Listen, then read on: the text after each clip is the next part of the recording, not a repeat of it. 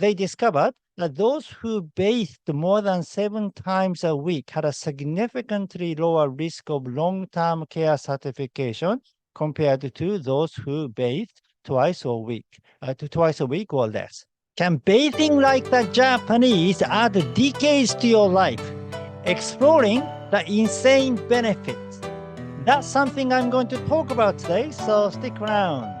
Hi, my name is Hachiaki Takamiya. I am the author of the Ikigai Diet and Ikigai Biohacking. Okay, so in the last video, I shared with you about my 19-second morning cold shower hack. Yeah, so that's something I do every single day. But there's another thing I do every single day, that is to have a hot bath at night. But I didn't mention it because it's not a big deal for me. It's not a health hack or anything. Yeah, it's just like your daily routine. I mean, if you're Japanese, you just have a bath. It's a natural thing. It's just like brushing your teeth. Yeah, it's not a big deal. Yeah, but this bathing culture has tremendous health benefit. Yeah, so today I'll share with you about the Japanese bathing custom and how it is beneficial for you as well. Okay,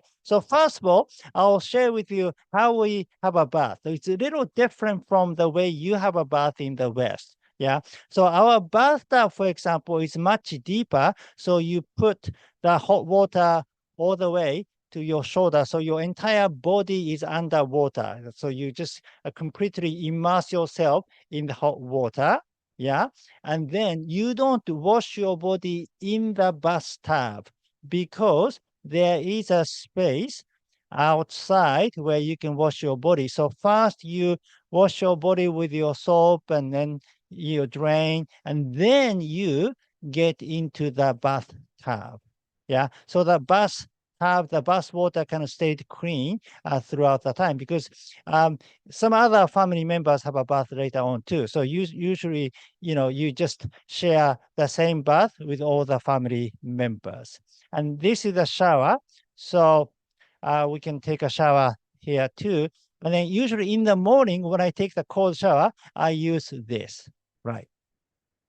Okay, so bathing custom is a big factor of Japanese longevity. I mean, there are several factors to our longevity, such as diet and the fact that it's a mountainous region that, many people go mountain hiking a lot. And also, especially people who live in urban area, they don't drive. They usually commute by, train, buses. So they end up walking a lot and stuff like that. So there are many factors, but I think bathing custom in Japan is one of the biggest factors to our longevity. Yeah, because we have a bath at night. Yeah, not like in the West where you take a shower in the morning. So it's a big difference.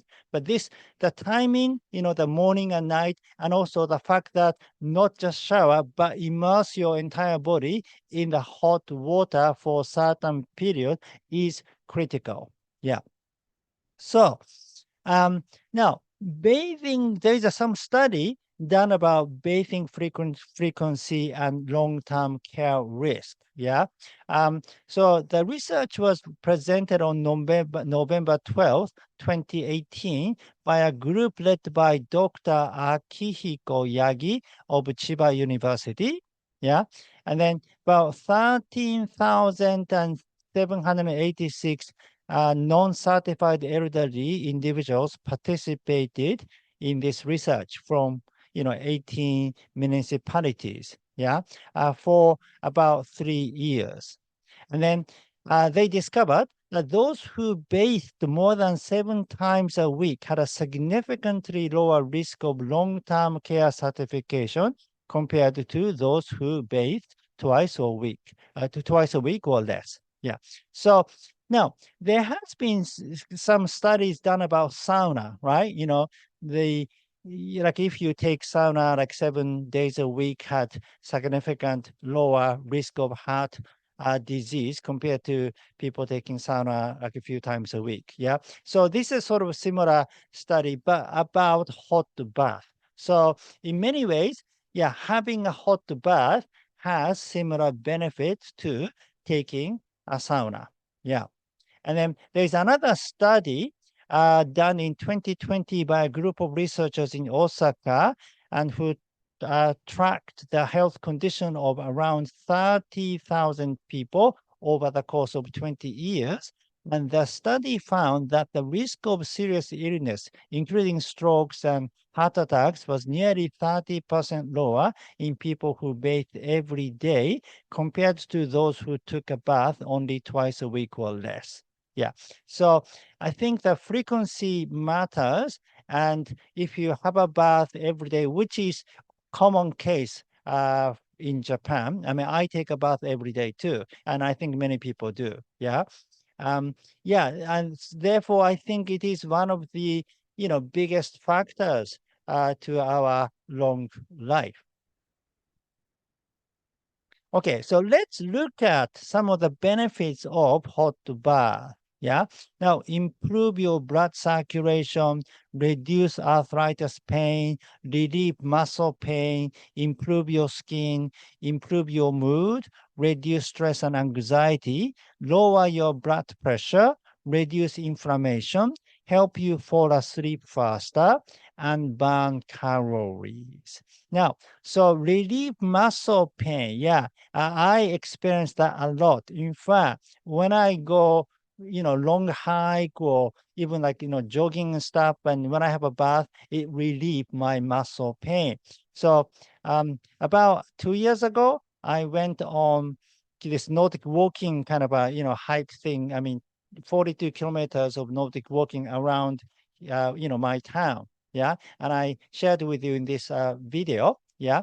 So after I think 2 days, no, the next day, I rested. Yeah. But then the second day, I went to Osaka and I ended up walking a lot. But I could do it because I had a bath after doing this Nordic walking thing. Yeah. So right away, when I just came home, I had a bath. Yeah. And that helped me a lot. And so when I went doing this Biwaichi, cycling around Lake Biwa too, yeah, I had a bath and then felt much better the next day. So I think, yeah, hot bath does help you relieve your muscle pain. Yeah. And about falling asleep faster, yeah.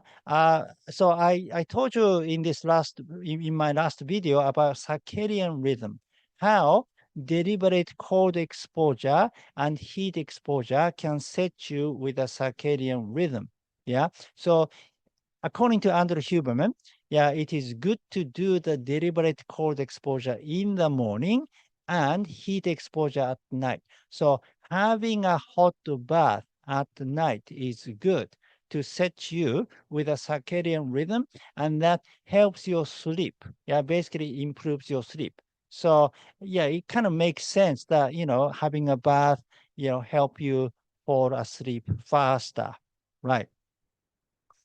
Um, and also, wash your body before you sleep. So if you take a shower in the morning, you sort of, cleanse your body before your day. So you feel kind of clean to have a fresh start. But before you go to bed, you're still dirty in a way, right?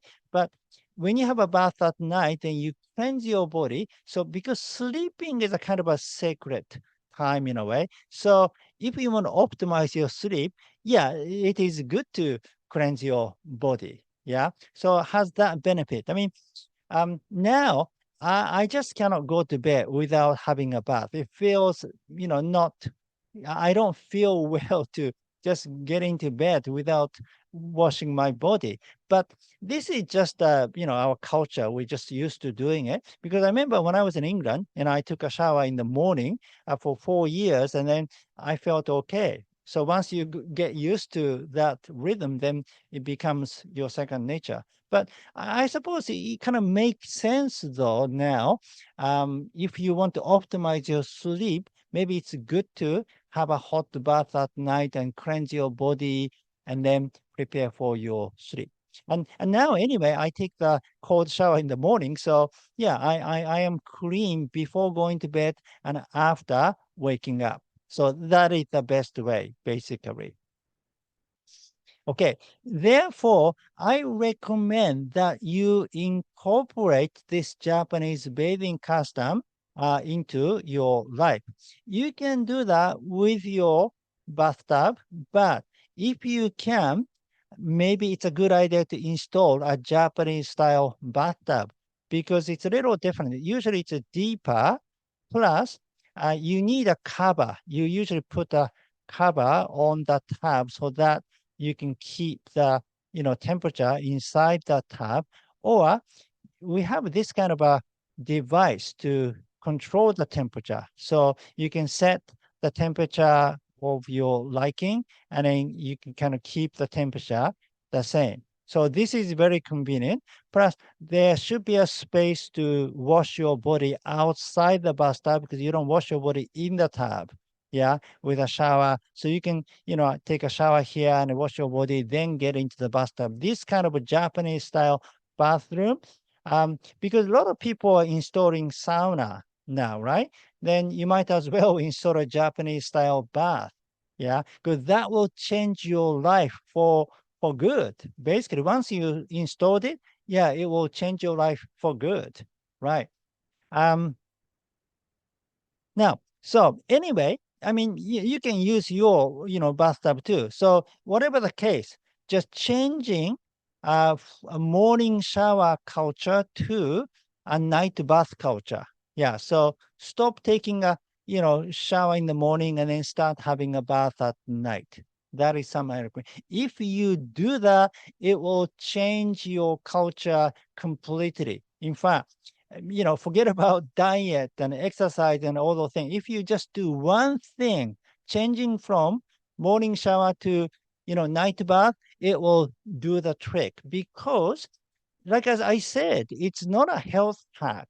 It's just like brushing your teeth. It's something you naturally do every single day without thinking about. And it's not a hard. You don't have a strong will to do it because naturally at night you want to wash your body. You want to have a bath. So people want to have a bath. Yeah. And then it's healthy at the same time. It's a very, convenient way of doing it.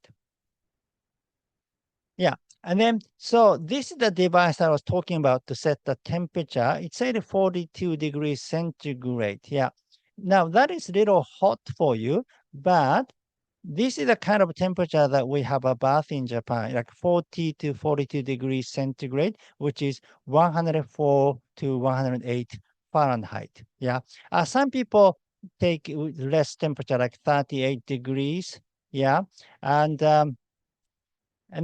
but this temperature is good to produce heat shock protein.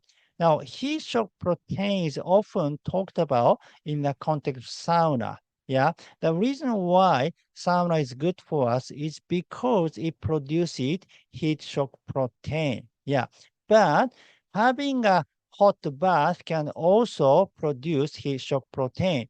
And if you have a bath for 20 minutes. Yeah, with a temperature 40 degrees centigrade, which is 104 Fahrenheit.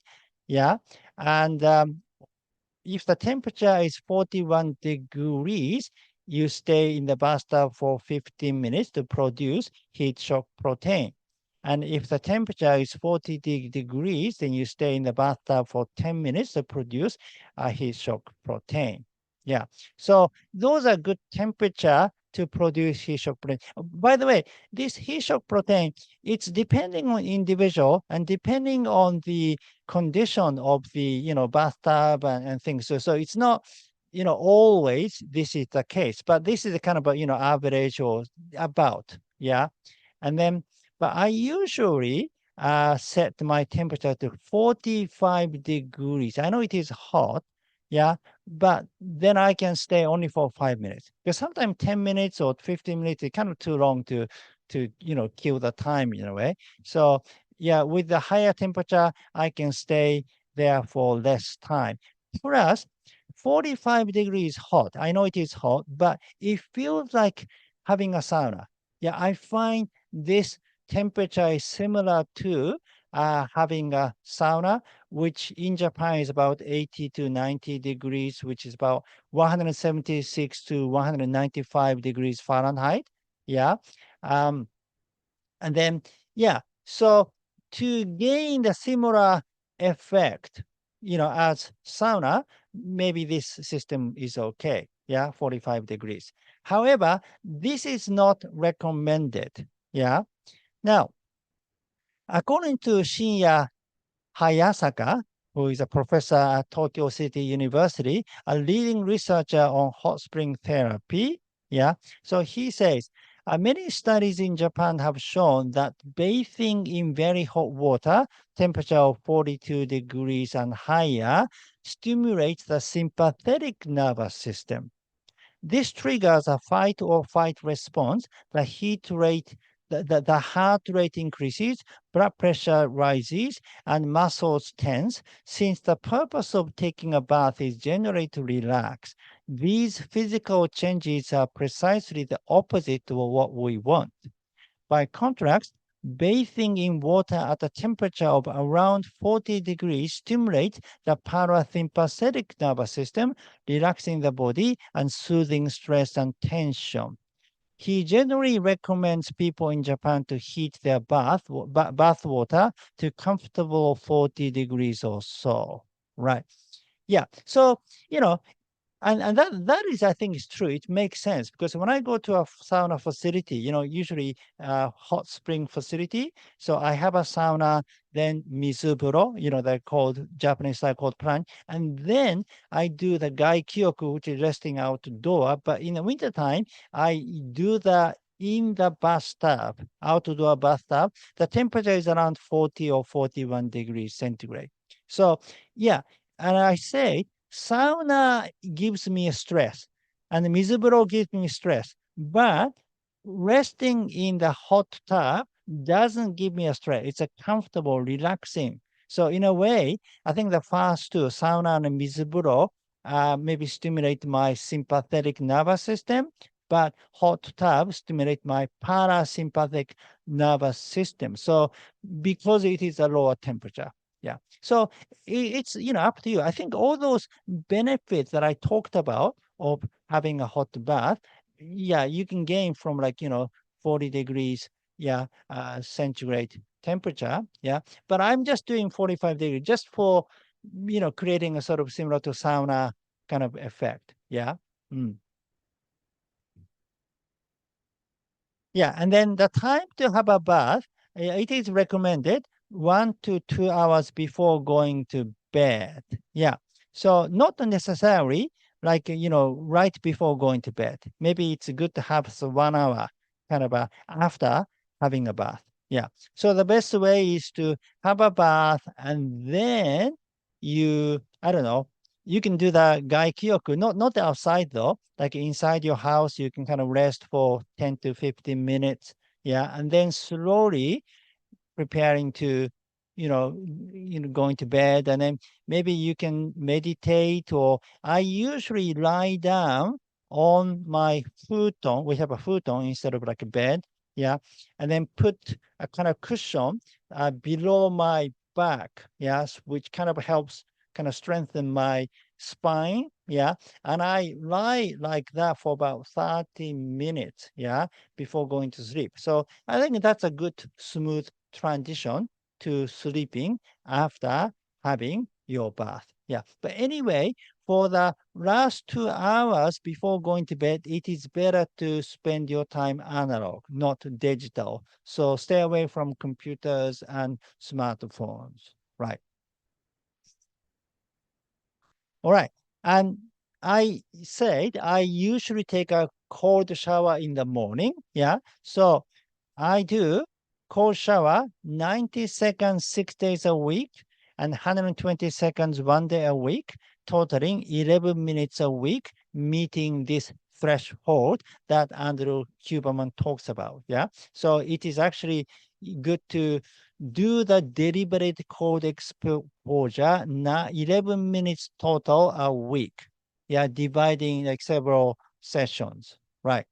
And then for the deliberate heat exposure, so I have a hot bath, 5 minutes, and I do 2 sets, meaning 10 minutes altogether. Yeah, then I do it 7 days a week. So totaling 70 minutes a week, which is meeting the 57th minute threshold. Yeah. So Andrew Huberman also talks about the good time for the heat exposure, which is 57 minutes a week. Yeah. And then, but I don't count my sauna time because now I'm taking a sauna once a week, which, I probably stay in the sauna room for about 10 minutes each time. And I do 3 sets, meaning like 30 minutes. Yeah. But I'm not counting that because in like summertime or, spring, autumn, I don't take sauna that often, maybe only once a month or even less. Yeah. Only in the wintertime, I take sauna frequently. So, but just from cold shower in the morning and hot bath at night, I meet the threshold of both cold exposure and heat exposure. All right. So if you're interested in biohacking based on Japanese natural health, please read Ikigai Biohacking. Okay, thank you for watching. Again, my name is Hachiaki Takamiya. I am the author of the Ikigai Diet and Ikigai Biohacking. If you like this video, please give me your thumb up and subscribe to my channel. And please leave your comment. Do you have a bath at night? Thank you. Well, I'll see you in the next video. Live with your Ikigai!